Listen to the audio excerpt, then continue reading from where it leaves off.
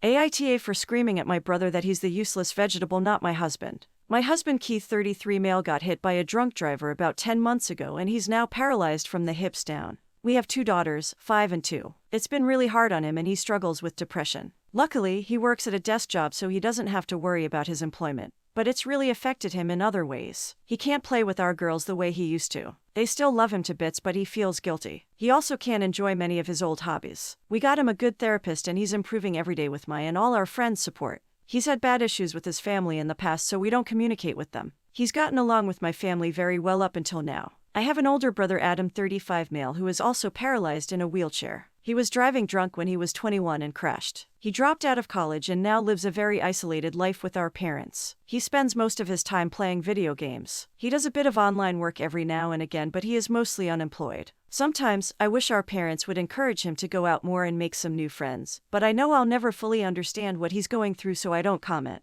I didn't want to make him feel worse. In the past few months, my husband and I have been visiting my parents a few times a week for dinner. He's feeling better now and they only live a couple blocks down the road. Plus, they love to see the girls. My brother joins us only occasionally. Over the past few dinners he's been present at, he keeps making weird and rude comments. It started about a month and a half ago when Keith made a comment about how he's thinking of returning to our local gym to work out his arms. Adam said something about how maybe I should just buy some at-home weights for him because people will mock him in the public gym. It got awkward and my mom quickly changed the subject. At the next dinner, Keith talked about how his friends organized a little fishing trip with him at a nearby lake in a few months. Adam chuckled and said he hoped he had fun at his pity party. I was gonna tell him how rude that was, but my dad shushed me and quickly asked our daughter something. Adam's comments have been increasing over the past few weeks and have become unbearable. We've even been going to their house less and less. I've snapped at him a few times only to get a pathetic half-assed apology. My parents keep saying Keith's accident has brought up a lot of old feelings for Adam and he doesn't truly mean what he says. They kept saying they'll pull him aside one night and tell him to stop. It all came to a head a couple days ago.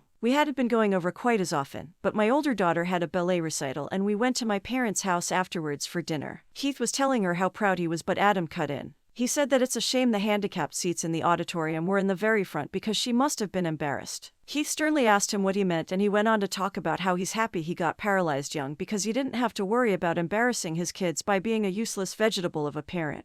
I got furious and started to scream at Adam about what a bee he was. Keith has been doing his best to be the greatest father he can be, do well at his job, stay social and happy with his friends, and he is goddamn succeeding. Which is more than I can say for Adam. Keith's accident was not caused by his own mistake, but he has found the strength to continue with life. I know Adam has been through a lot, but it was his own stupidity that made him what he is now. He can say whatever he wants, but everyone knows that he is the useless vegetable here, not Keith. It got dead silent. Our youngest daughter began to cry. I grabbed up the girls and everything as quick as I physically could and went home. I turned my phone off because I started to get bombarded with texts. The few that I have read are my parents tearing me up for saying such cruel things. They agree Adam was out of line, but I had no right to say all those things. Apparently now he won't eat or come out of his room. They've banged on my front door a couple times, but I haven't answered. Keith hasn't wanted to talk about it all that much and I've heard him cry a couple times. My daughters are confused. I don't even know what to feel. I wish that I had just told my brother to shut up and left instead of saying all of those things. I do love Adam, but I still get so mad thinking of the awful things he said about my husband. A few of my closest friends have said that even though Adam was awful, he has had a really hard life since his accident.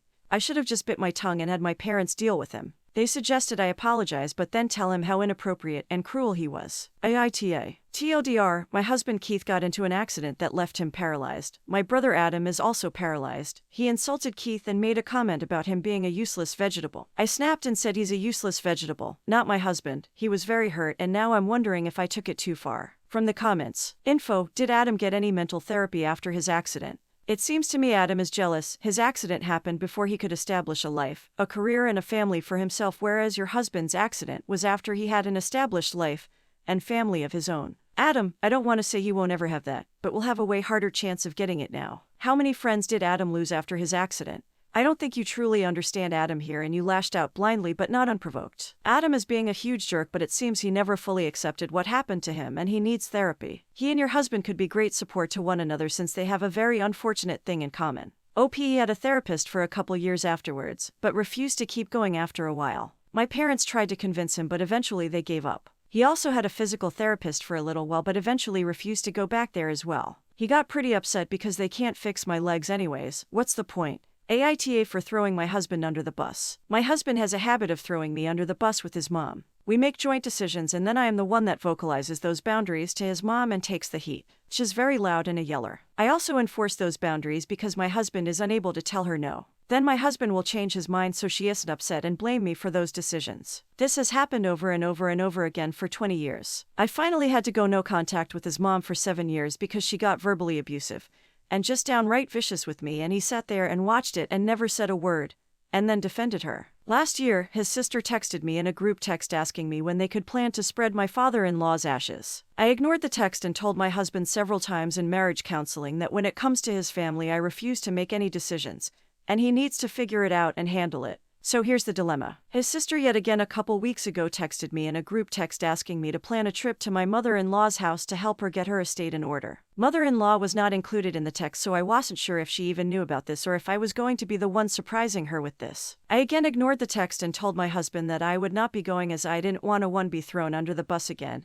and 2, I didn't want to be in a potentially toxic situation with no escape plane trip and we would be staying with mother-in-law. He got angry with me. I have asked him to please fix the situation he created, and until he did I would not be around his mom or sister. He lies to them about me telling them lies, half-truths, or my reactions without telling them what he did to cause those reactions. Basically, I am just done with the toxicity. So yesterday after he got angry with me and left, I decided to take matters into my own hands and sent a group text to my husband, his mom and his sister stating that I will not be making any decisions regarding their family or staying in a potentially toxic situation due to their son, brother throwing me under the bus, and that I felt like his behavior ruined my relationship with them and that I had nothing against them. That I had asked my husband to tell them the truth and he just ignored it and was now mad at me because I was upholding my boundaries and that I wouldn't be involved. Hubby was driving, so took him a few hours to see this text stream, but both comments from his mom and sister were positive, but he is so angry he isn't speaking to me. He said I put our marriage in jeopardy and that I am angry and bitter. I am not, I just felt like they needed to know my boundary and why so they would quit asking me to do things that make me feel uncomfortable. I asked him to fix the situation and deal with it, but he ignored it as usual,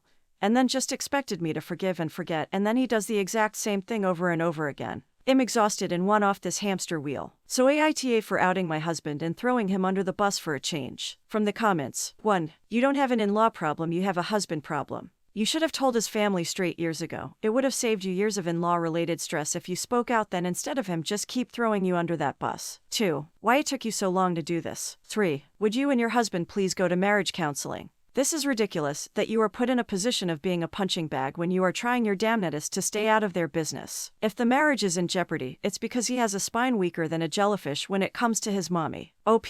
1. Honestly, I did try, but his mom would start yelling and screaming, and by that point there is no talking to her, which is why I went no contact for so many years. I removed myself from the toxic situation. Now we have an okay relationship where I can actually have a conversation with her. 2. Long story, but boils down to I was never allowed to show my emotions, and it's made me angry and resentful of him. I've been in counseling and lately marriage counseling where I am learning to be mentally healthy. 3. We have been in marriage counseling and we're doing really well until last session.